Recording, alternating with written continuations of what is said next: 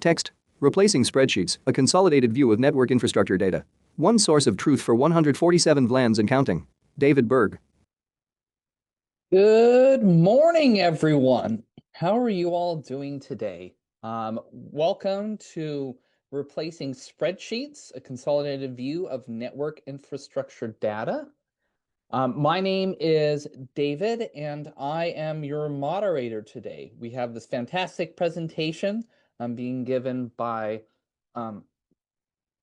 sorry, excuse me, by Eric Diekman. And we really look forward to what he has prepared for us.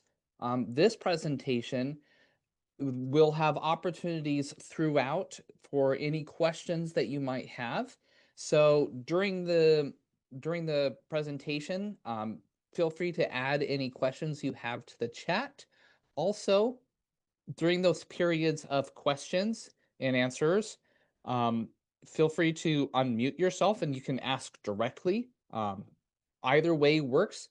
So we'd love to hear from you as the presentation is being done. So without further ado, let's hear it for Eric and his presentation on replacing spreadsheets. UW-Madison College of Agricultural and Life Sciences. Eric. Good morning. Are you able to hear me okay? Excellent. Great. Well, thanks for IT professionals for hosting this conference. This is great and giving me an opportunity to talk about our project here, which is replacing spreadsheets, a consolidated view of network and infrastructure data. My name is Eric Diekman. I'm a system engineer with the College of Agricultural and Life Sciences. I started in CALS in 1999 as a student hourly and have been here ever since. My current role is in the college is split between system administration and application development, which helps explain my interest in the topic that we're going to talk about in this presentation. As you can see that with my sassy tagline there, one source of truth for 147 VLANs and counting. So that's kind of kicking us off into where we're gonna go today. So our story begins with in early spring 2024, our dean put forth the edict that the college was going to consolidate all of its IT operations in June. So like 2 or 3 months after it was announced. So at the time when this announcement was made, we were in the model of basically one technician per department. There were a handful of departments that had multiple people, but the majority around the college had one tech per department. They were embedded within that, and as it says, their coverage stopped at the org chart line. And then fast forward, you can see where we are currently and what we're moving towards. Fully realized is to have all the departments supported by a primary and secondary desktop support person, which then is supported by the entire desktop team behind them, as well as then there is the systems and solutions team, which receive cases involving servers, research, infrastructure. Those get escalated to the systems and solutions team. Starting June 24. So those of you who have been involved in the consolidation, or even just when you've taken on a new role, you're familiar with the story of you're on the front lines. You walk into a new building that's new to you, and you're like, I'm going to plug in someplace. What subnet am I on? Do I have access to make any changes to these jacks? If it's a firewall issue, what firewall is it on? Who has access to make those changes in that firewall? All of those kind of things. And due to the size and scale of CALS, that brought some particular challenges to us. So, give you an idea of what we're talking about.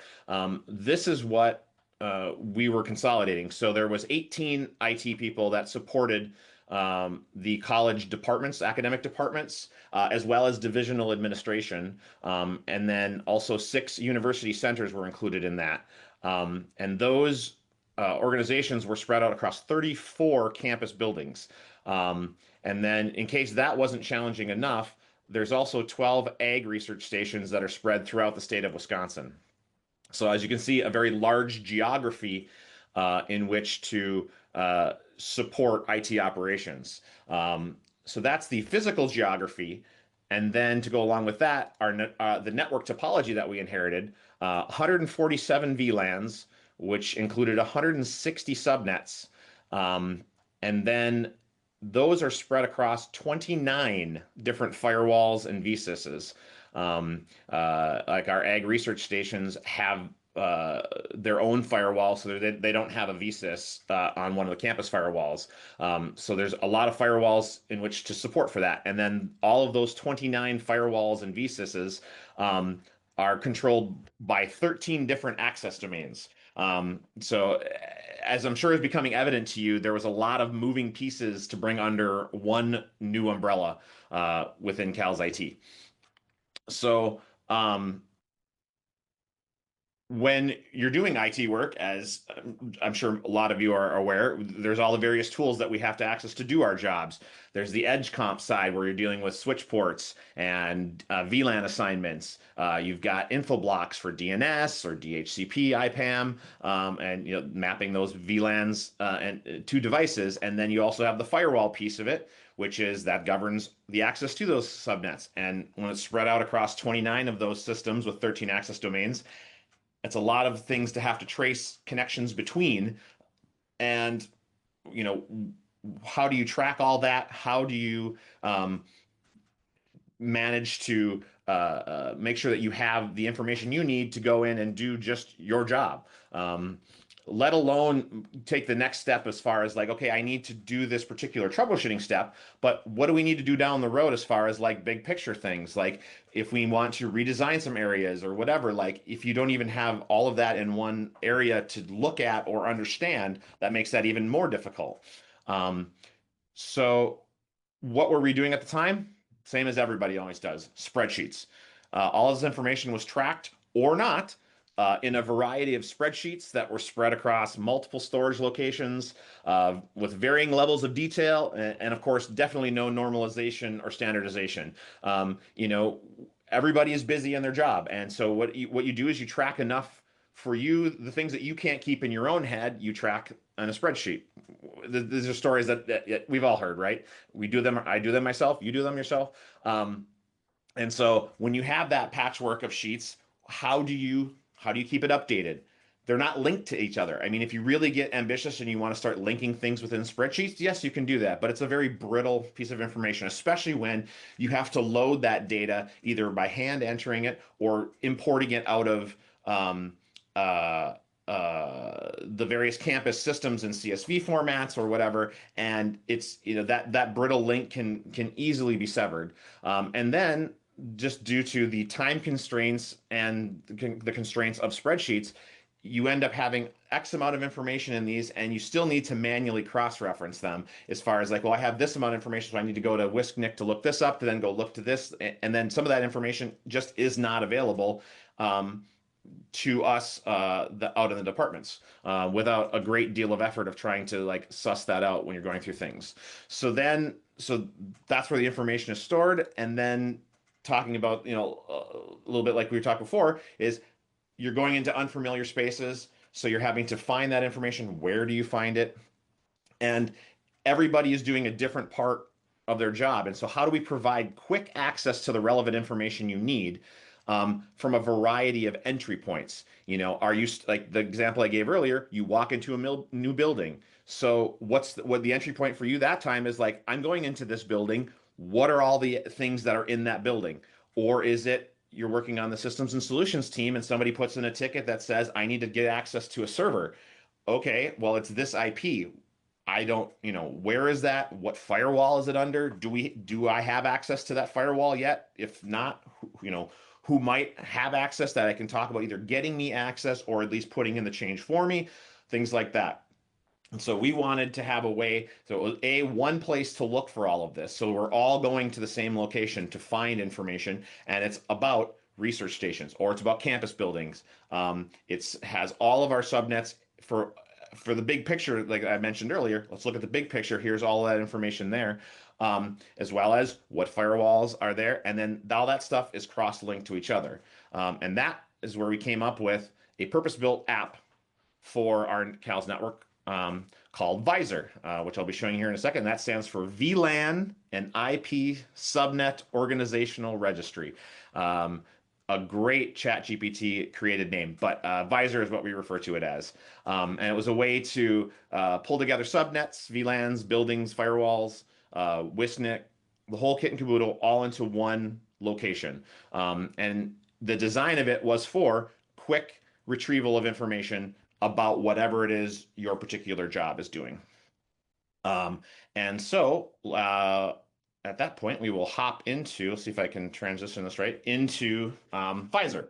So as you can see on your screen here, we've got it divided up into those major building blocks like we were discussing. And so while I keep bringing up the building aspect, because that is one of those ones where it, especially for frontline desktop people, you're walking into an unfamiliar building. That's where I can see it, where it has a lot of value. But I am actually going to start with the VLAN area, because one of the things that the design of this system was that you get basically all the information everywhere you go. So you don't have to hunt too far. You have the quick hits as far as this is a VLAN, this is the subnets, this is the building, this is the firewall in every area that you go to. It's just grouped or filtered or ordered in a different way that makes more sense for you're coming into it from this area. It makes sense to group it from this way. But in general, all the information is shown there. So I'm going to hop in here to start with the VLANs. So first, I'm going to make a liar out of myself. You can see there's only 143. We did some VLAN cleanup this past week since I made that slide. So now we're down to only 143 VLANs. But so first, as you can see, the information provided on this page, you've got the VLAN itself, you've got the description about it, it's got the subnet or subnets that are a part of that VLAN, which building it's a part of, and then what firewall, like I mentioned before. It also has external hits to go out for sources of truth. So you've got the link to go out to NetBlocks, and so that takes you about that particular VLAN out to NetBlocks. Same thing for WSNIC. It's got a way to click out and get you to WSNIC, so you can find that information. The list. You'll see that all the green links, those are all internal links to Visor. So if I were to click on that, and I'm going to go to each of those in turn here, it will then filter it based on that. It's kind of like almost like IMDb. You click on the actor. All right, now I want to see the film that they were in. You click on the film. Now it's information about the film. Same idea is that you can navigate through based on what you see. And so in addition to that, you also have the ability to do text searches across all of these various things. I can search by a building. If I search microbial, you'll see that it's bringing up, obviously, microbial and the names of the VLANs, but it's also searching the building names for that. Or, we're the College of Ag. Dairy is a hot topic in our world. So you can see there's a lot of VLANs and information having dairy in it. So let's do a little navigation here to go in here. So let's find out information about 1462 Animal, which is the Animal and Dairy Science, one of their private networks. So we go in here, and first thing it does is it loads up and gives us our information about what subnets, again, what buildings, now just in a slightly less succinct way so that you have to get a better picture without having everything crammed together. It's got the external links like I talked about to NetBlocks and WSNIC.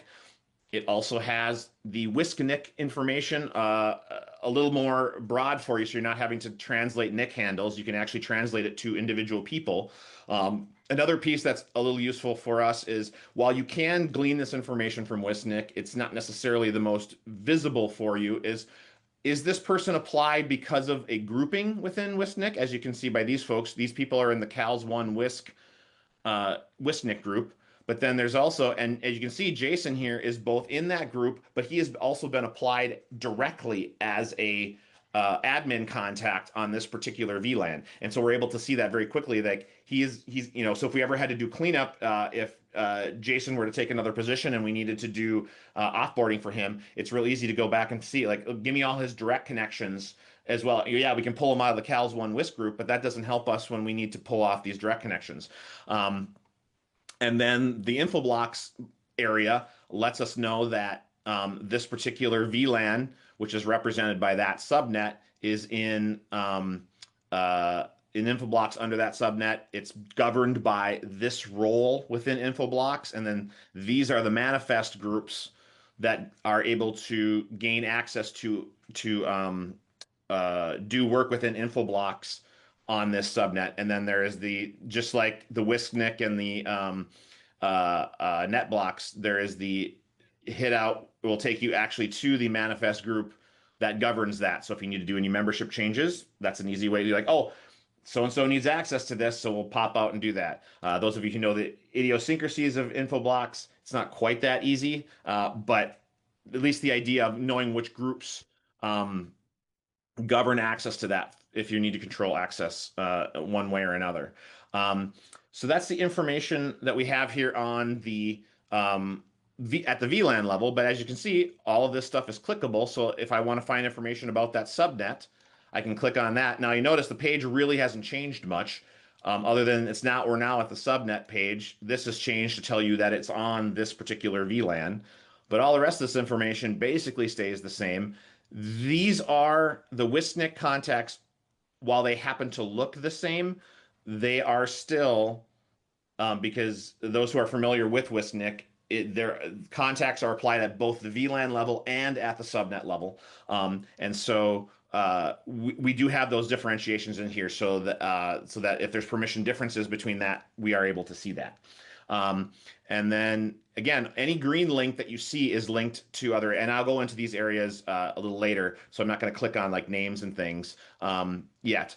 But just so you know, like if it's green linked, it can take you to other pieces of information within Visor itself. He selects a subnet. And so that's the VLAN area. If we go back up here to subnets, you'll see that. So we'll go to VLANs just real quick. That's where we were looking before. That's all the VLANs. Now, if we go to subnets, again, you're seeing the exact same information, but now it's the primary column is subnet. So now this is a way for you to actually look in order, like, oh, I've got a subnet. Like, oh, I want to search for, I've got an IP address, so I'm going to look for 144.92.122. Oh, here we go. It was the Ag and Applied Economics IP. So now I know that it's physically located in Taylor Hall. It's on 98 Animal VLAN. It's under the Animal Primary and VSys 19 for the firewall. But again, all these are just clickable, and it takes you in and it shows you the information just like you saw for that other one. And all that information allows you to navigate in between all of those areas depending on what you need. So if we go into our buildings, again, same information, but now it's got it grouped under a heading of here's every building. So this is a way to browse the various buildings. And you can see that each subnet is, because in general, you tend to, our thought was you're generally working with subnets. You don't necessarily care about the VLAN as your primary source. So we have the subnet primary on this particular view when you're looking at buildings. But then if you want to actually go to the detail page of the building, it gives you address information if you aren't sure where that building is. Agricultural hole. And then all the subnets, and again, all the same information with all the same clickable links like we talked about. And that's all available there. Then the next area is the firewall area. And this, I will say, especially being on the systems and solutions team, this is a very helpful tool for us on this piece, because while this information is in WSNIC, getting access to it from the firewall side is almost impossible. There isn't a view that we found that gets you into that as easily. So now you've got it organized under, you've got the firewall and then the individual VSys, and you can see each of the subnets under there. And if you click on the actual firewall itself, it's able to give you now the headings as VSYSs, so you can actually look and see each VSYS that you have along with each subnet underneath. And as you can tell, a lot of this ends up becoming rinse and repeat, because again, it's all the same information, but the idea is that you have quick access to subnet, VLAN, building, and firewall, no matter where you are in the system. And then if you need more information about that, you can click on it and navigate from there. And then the next area we're going to go into is info blocks. And that does have some, that does have DNS related stuff. So you can see here we have the domains that we happen to have control over within CALS. And then if we go into one of those, we're able to see that the Infoblox role, AAE admin has access to be able to make changes on AAE.wis.edu, and these various access groups are the ones that control access to those roles within Infoblox. And then this is just an area to define those groups. Here's the groups themselves, and you can hop out to manifest to see the membership of those groups, or to make changes to them if you need them. And then the roles one is definitely an important one for us as well. So when you go into accessing these roles, oh, you know what? I was looking at my notes. I realized I forgot to do access domains. I'm going to hop back here. Apologies for the scatter shot of this here. He scrolls through a list of access domains. As I mentioned, we've got our access domains that we have, and you can see I'm lying again. I only have 12 here. Cleanup killed us here. It's our bloated numbers for this presentation. But I wanted to point out that, you know, if we go into our access domains, we're able to see which manifest groups are able to access these. So like this actual domain is the actual. Now I don't have access to edit it, as you can see, but that at least gives me that when I put in a ticket with do it, I can say that's the domain that we need to have access to. And then you can see all the firewalls that we do have access to under that access domain, as well as all of the VSYSs. So sorry, I forgot I didn't want to miss out on that, because that is another important piece for us is, you know, how do you get access to these various firewalls if we need to make changes in them. Hopping back into the Infoblox roles, the roles themselves actually give you what networks and what domains, but then also you'll see the little number here that lets you know how many permissions it has. Because when you go and access Infoblox, this is actually what governs your access, and it does have, you know, relatively granular permissions. And so, like on this particular IPv6 network, we've got read-write capabilities for the quadruple A records or DHCP fixed addresses, and then same thing down here with domains. This role you can make A records or quadruple A records or C names or so on and so forth. So you know, we also have templates like that Tim Zaronka has that he uses as his general template when you say I need access to this network. So we've actually set up templates so that when you are adding something, you can say, hey, this is an IPv4 network, add these particular permissions, but that doesn't mean that it has to live that way. You can add individual permissions if you end up making more granularized versions of these within your organization. And then the last area is just the networks, because technically, while these link to subnets in the subnets area, it's its own object, because it isn't necessarily a one-to-one mapping with certain subnets. And so we have that set up here, and then if you click on it, it links back to, again, the same thing, the original subnet record, the firewall, the VLAN, the building, so on and so forth. And as we're getting close to time here, I'm going to hop into WISCNIC, and that's the last little piece. So here's all the people that we have within CALS, and it gives you, you know, quick information, emails, net IDs, WISCNIC handles, and if you end up taking the WISCNIC thing, it pops you out so that you can see the individual information about them in WISCNIC. But this is another valuable tool for us, is to find out what do people have access to. So I'm going to use Jared Chambers here as a great example, because he's got varying levels of access. So he is a member of the CALS1 WISC group, which is our main authorization piece for subnets. And so he's got a lot of, but he also has a bunch of directs. And it's a great way for us to see real quickly where, so again, if Jared were to change roles, or leave the organization and we needed to offboard him, where do we need to go to pull individual access? And so yes, we can remove him from the Cals One groups, but we're also going to have to remove him as tech contacts on all these other various networks. And so it's just good to know about yourself. You're like, oh, do I have access to this subnet before I go to work in this building? Well, you can go and click on yourself and find out. And same thing here with this on the subnet side. He scrolls through a list titled Subnet Access. And then again, all these are cross-linked. So if you want to find out more information, you just click on it and it takes you into that other record and back out through all the various areas there.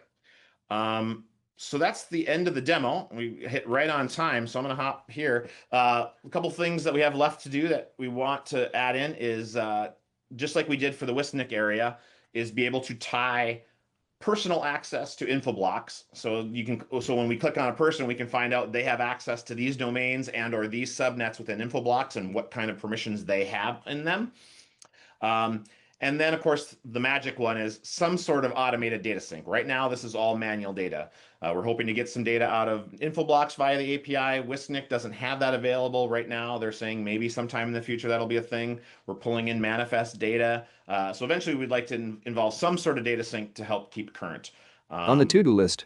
And that's the end of the demo of Visor. I know I kind of flew through that, and I tend to talk really fast. So now I will pause and see if anybody has any questions, any suggestions. And I also would like to say if folks are interested in seeing more about this, maybe either because this is all open source that we got out on a GitLab thing. So if folks wanted to implement this themselves, or if they wanted to contribute, we're definitely open to those things as well. So I'll stop talking and take any questions there might be at this point. Questions, suggestions? Feel free to contact me, Eric Diekman. eric.diekman@wisc.edu. Or possibly everybody is still asleep, which is also, hey, we're talking spreadsheets at 9 a.m. I get it. Next milestone, tie personal access into Infoblox authorizations. This gives leadership a clean audit trail and makes on and offboarding accurate. So I have a question for you, Eric. Sure, David. Like, what was the team size that that did the work to create this this tool set? Yep. So the applications development side, there's two of us with a nice help from our friend Claude.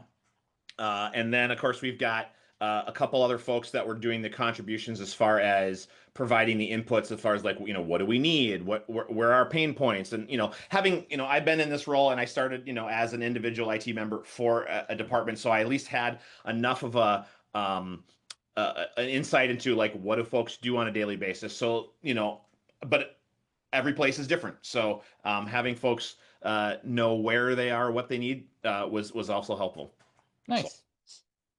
We do have a question from Peter in the chat. Just to confirm, all this data was entered manually, not coming from Wisnik, Infoblox, Netbox, etc.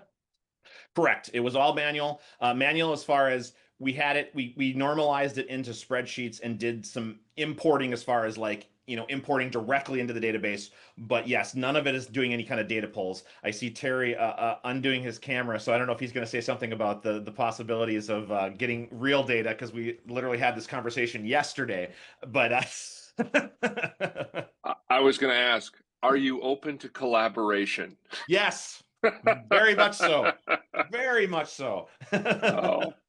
I think I can help you with that second milestone on automated data sync. Excellent. Oh. I will be in contact. Next milestone, semi-automated data sync. Pull from authoritative sources so the tool stays current as the network changes. A lot of just comments in the chat about this being looking like a great feature. From Connor, where is the Git? Drop the link. Of course Connor's going to be the one to hop in and say that. He was pushing me to actually have it in the presentation. I will throw that in the chat right now. Eric sits in an office. A Virginia State vanity license plate on his door displays the word UPR. So it's actually it's a project folder because it's divided up in between back end and front end. But awesome. David Berg sits in front of a mountainous background. Well, we are right at time. Oh, side note.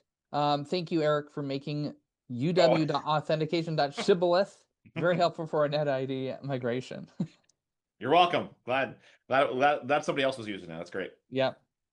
So yeah, we are at time for today. So thank you everyone for joining in on this presentation. Thank you, Eric, for presenting for us today. Thank you. And we will be having about a 10-minute break before the next sessions start.